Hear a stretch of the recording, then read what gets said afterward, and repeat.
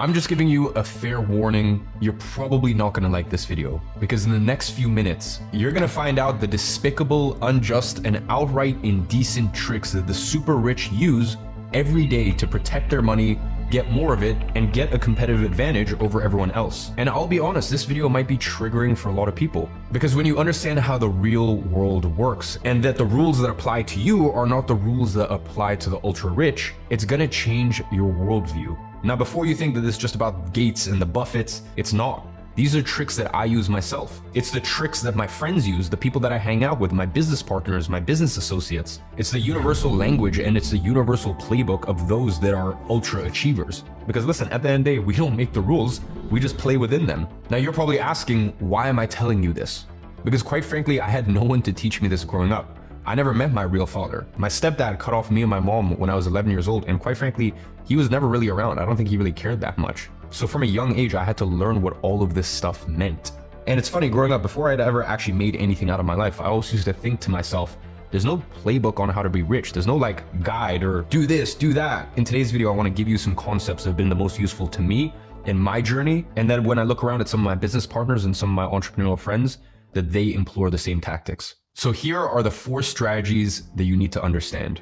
The first trick I see time and time again is creating no-lose rigged situations. And what I mean by that is you set up a deal or an enterprise where your only option is to win. Now in the world of trading, this means hedging, which involves option contracts as well as swaps to minimize the risk of both upward and downward movement in the direction against your bet. But that's just standard practice.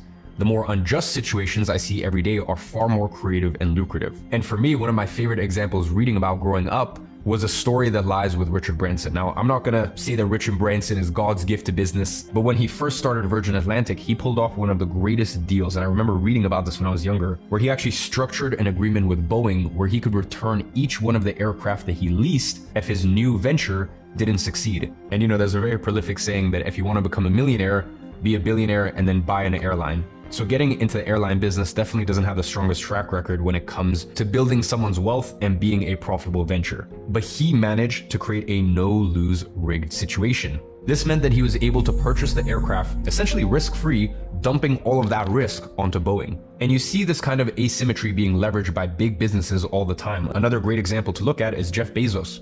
When he was looking to build a new Amazon distribution center, he had state legislators lining up to offer a massive range of tax breaks and incentives just for him to break ground into their state. It's a perverse state of affairs, but somehow governments are content with taking money from normal people and giving it to the super wealthy. And by the way, if you think that you're safe from this, I urge you to read the hundreds of terms and conditions that you've signed up to in the past 12 months alone. Each one of these contains a wide variety of waivers, essentially freeing the company you're doing business with from liabilities or class action lawsuits. So they leverage their power and monopoly, and frankly, most people's ignorance and stupidity to completely rewrite the rule book in their own favor. Now, I will admit at this point that this sort of asymmetry is easier with wealth, power, and leverage. Since 2000, taxpayers in the USA have contributed $4.3 billion to the construction of NFL stadiums. Because when they're built, they bring jobs, investment, and boost the local economy. Or that's what they say. But the point is, it's unlikely that a normal person is going to be able to do the same thing. So I'm not saying that you ask for tax breaks from the government, and hopefully it starts you thinking how you can get more from situations strategically, and start devising situations and circumstances where you have the most advantageous seat possible. And to be honest, 99% of the time, the other party doesn't even realize this is the case.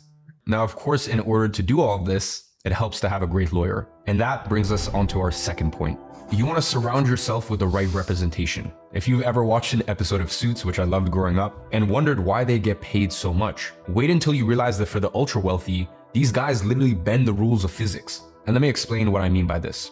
There's law, and then there's law in practice. You see, 99% of drivers break the speed limit every day, so that technically they're breaking the law.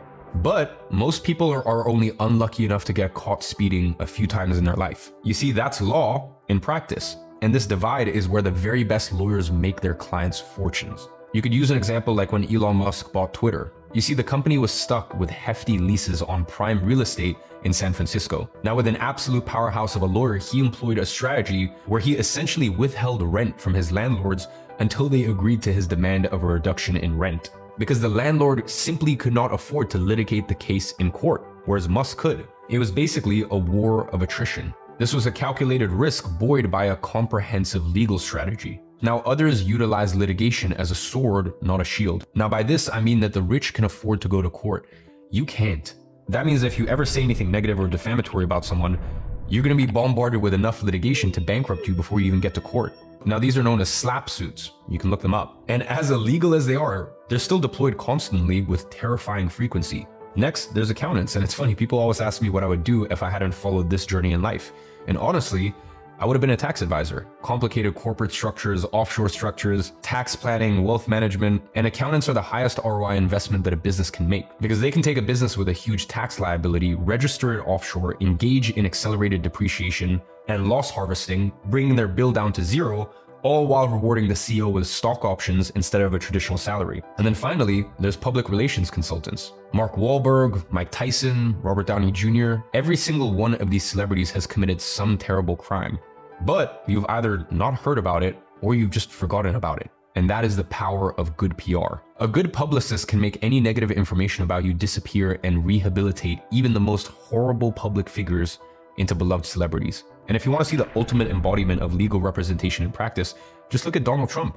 Listen, love him, hate him, I don't care. He is a mastermind at employing counsel. You know, in his 60-year-long career, he's burned through lawyer after lawyer, accountant after accountant, press advisor after press advisor. And despite a lifetime of misdeeds, it's taken him until the age of 79 to face any significant prosecution. And prior to his presidential campaign, he'd managed to breeze through decades of dodgy deals, multiple bankruptcies, divorces, and other scandals with his wealth intact and still a very good reputation. And even now, despite a literal insurrection, he's facing no more than what, fraud charges? The people around him though, they're screwed. His own lawyer was declared bankrupt after being ordered to pay $148 million in defamation charges. Listen, Trump's a very smart man.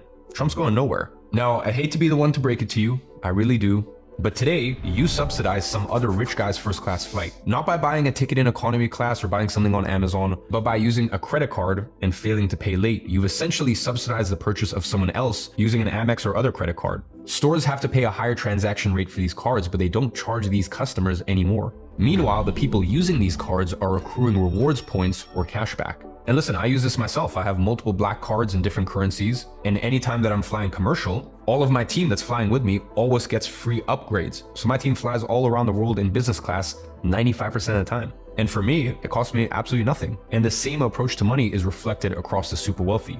The cliche, as you know, of course, is to make your money work for you and not the other way around. But the reality is that the super rich have 1,000 different strategies to get access to their money than you do.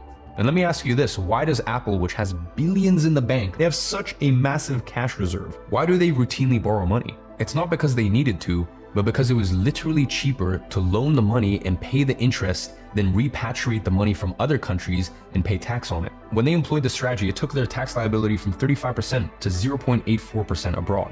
And this approach to financing means that the super rich get free money and essentially cheaper money than you. And these guys also have access to another form of money, not credit, but debt. You see, in 1997, the artist David Bowie needed money to buy the rights to his music from his partner. So he issued a Bowie bond, which was a debt instrument which allowed investors to buy into his future royalties for the next 10 years. Now, there was a US insurance company that took advantage of this and bought the bonds for $55 million.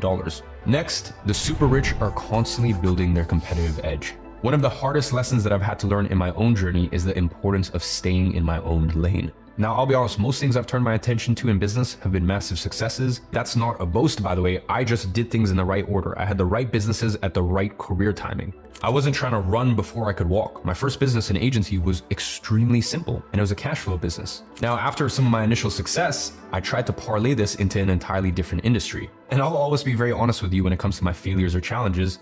And the one I'll be upfront about is Ghadzi, which was initially a clothing line and has now turned into an eyewear business for the last 4 years. You know, I went into that business with massive naivety as well as shiny object syndrome, thinking that it would take as little time as my agency would and show similar results. But to put it bluntly, it didn't. And then eventually 4 years ago, I moved away from clothing, moved it into eyewear. The business has been massively successful, a multi-7-figure year business, in profit, by the way. And I recently just sold a massive share to my business partner who actually exited his eyewear business 7 years ago for hundreds of millions of dollars. The point is, just because you're successful in one industry doesn't mean you're going to be successful in the other. So the businesses I've had since then, they all fall under my domain and skill set. Warren Buffett is famous for investing in businesses that fall within what he calls his circle of competence. He works in the consumer goods and insurance industries because he understands them. And he can identify the same issues and implement the same strategies over and over again, refining them each time.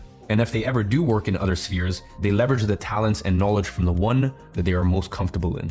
Failing to do this will always lead to hysterical results. And by the way, I'm not just going to tell you the story to distract you from my own venture into eyewear, but does anyone actually remember Google Glasses? They were brought out to massive fanfare only to be shelved 6 months later. Even just look at Apple, they fell prey to shutting down the electric car project that they had invested hundreds of millions of dollars into. So if you're ever wondering how you can implement this in your own life, you need to listen to what I've been preaching for years. Find the one thing you do well, do it better than anyone else, productize it, and then sell the hell out of it.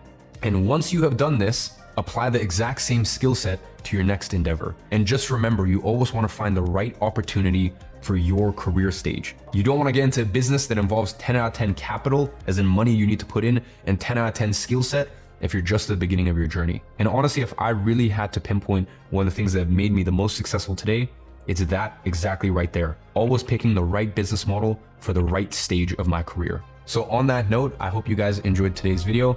And as always, I'm watching from afar and I'm rooting for you.